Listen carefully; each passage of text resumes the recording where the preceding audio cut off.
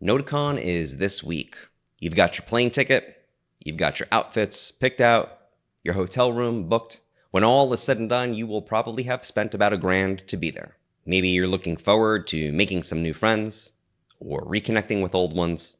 Maybe you're chasing the magic of previous years. There are so many unknowns. You're probably asking yourself, will I get invited to any cool parties? Maybe. Will I get laid? Possibly. Will any of the lectures be good? But no matter how the weekend plays out, there is one thing that I can almost guarantee. You will witness something completely fucked up. I don't know what it will be. Maybe a screaming match. Maybe someone getting grabbed without consent. Maybe you'll just feel the chill of exclusion, or catch a whisper of something vicious behind someone's back. Maybe you'll witness it directly. Maybe you'll just hear about it. Maybe you'll just see someone crying in a corner and not know why. And you won't know quite what to make of it. And you'll wonder, was that just weird? Was that just drama? Or was that dangerous? It might rattle around in your head for years. Maybe you'll brush it off as drama. Maybe someday you will leave the order and looking back, it'll suddenly all click. Or maybe you watch this video first. Hi, I'm James. I spent 11 years in Ordo Templi Orientis, or O.T.O. I ran workshops at the national level. I served as a local body master. I attended and presented at Noticons and more conferences besides. I've seen how the machine works. I've witnessed the harm. I've been in the room with 5th, 6th, and 7th degrees as we've discussed what to do about the harm. And I've seen them push back in words and in deeds against real solutions. This video is your decoder ring for the esoteric circus of abuse, gaslighting, and cult-like control you are about to walk into. You can look back on this weekend 7 years from now and wonder what the hell happened. Or you can watch this video and understand in real time while it's happening. If you're ready, let's dive in. Let's talk about what you're actually going to see. I'm not talking about the scheduled classes, the banquet, or the giant Gnostic Mass. I mean the deeper patterns that hold the whole thing together. Because once you learn to spot them, you'll never unsee them. Pattern number 1, protection of upper degree predators and unstable members. When I say upper degree, I mean 5th degree and above. You'll probably see someone acting unhinged, yelling, love bombing, crossing lines, and there will be no consequences. Maybe no one even steps in. Why? Because they are either an upper degree themselves, or they are closely attached to someone who is. In O.T.O, status determines consequences. Try holding someone accountable, and you will find out real fast how high up they are. If they wear a thumb ring, they are 6th degree, and they are nearly untouchable. If I were a woman, I would not be alone in a room with a 6th degree. Not because they're all predators. Most aren't. But if one is, you have no recourse. None. I've spent years around 6th and 7th degrees. From what I have seen, they can do almost anything they want without any consequences. And Noticon is a playground. Even the so-called safety team is not immune from this pattern of abuse. Behind the scenes, safety is more performance than protection. In past years, volunteers weren't vetted. Known harassers have been invited to serve, sometimes as a bizarre way to redeem themselves. There has been no screening, very little oversight, and zero transparency about people's histories. It's not safety, it's safety theater. And when something goes wrong, the priority is not healing or justice. It's damage control. Pattern number 2, surveillance and loyalty testing. You'll notice people watching, not just who's talking, but who's listening, who's reacting, who's asking the wrong questions. No, I don't expect to be the main topic of discussion at Noticon, but if you do bring me up, be careful. Some of you are already in the file system.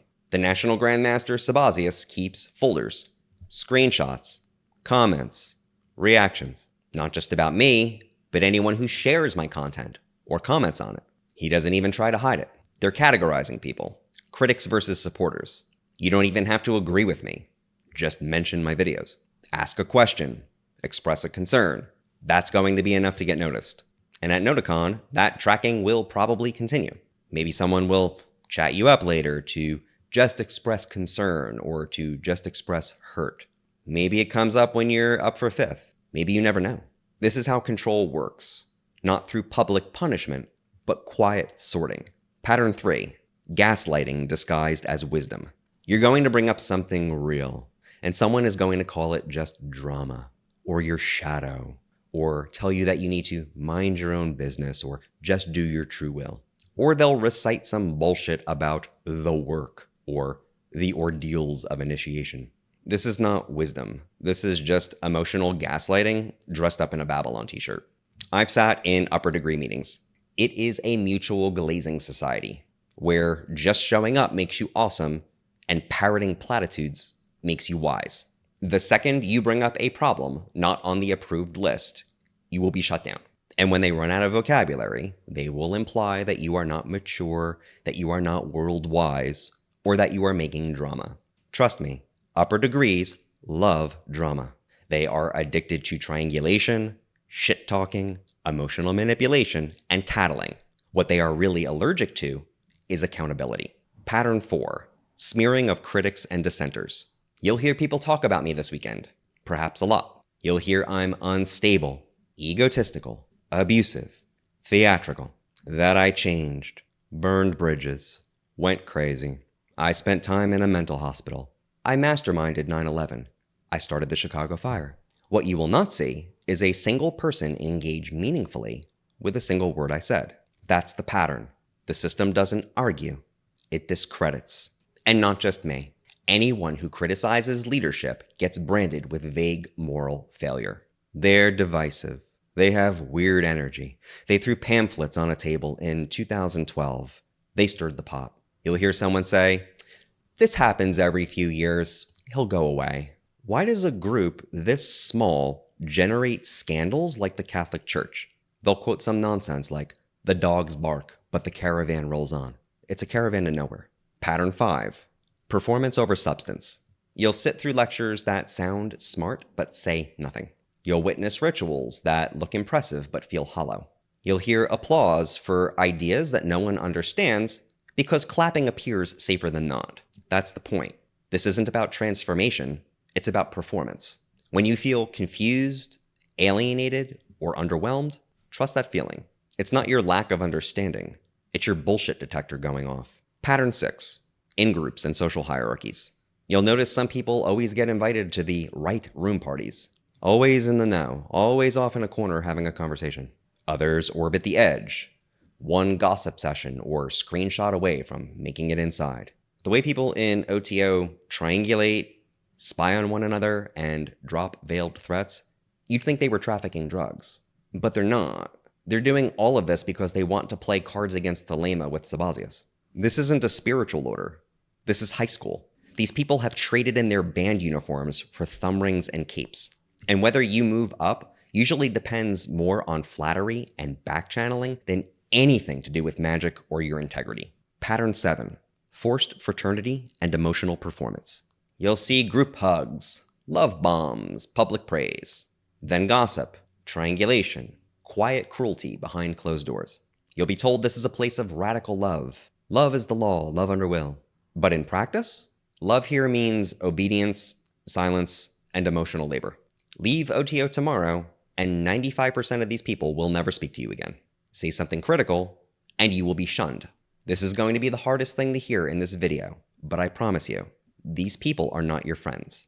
Real friendship is not conditional on supporting a group or pretending not to see what's rotten inside. It doesn't include backbiting, mockery, manipulation, or betrayal. But in O.T.O, that is the norm, and the price of not playing along is exile. O.T.O is not emotional safety, it's emotional theater. And you'll discover that the moment you stop being agreeable and start being real.